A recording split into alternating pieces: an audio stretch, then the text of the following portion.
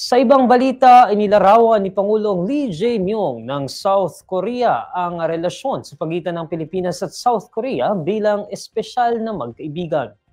Ito ang naging pahayag ni Lee sa ginanap na bilateral meeting kasama si Pangulong Bongbong Marcos sa kalagitnaan ng 32nd Asia-Pacific Economic Cooperation Leaders Meeting sa Gyeongju.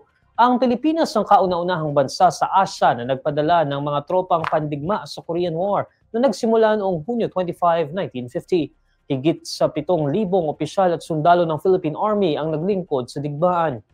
Sinuportahan naman ni Pangulong Marcos ang matibay na ugnayan sa pagitan ng dalawang bansa.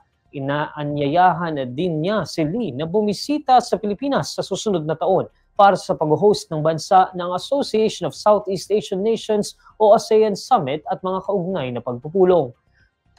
Pinuri rin ng Pangulo ang matagumpay na pag-organisa ng administrasyon ni Lee sa APEC Leaders Meeting sa South Korea.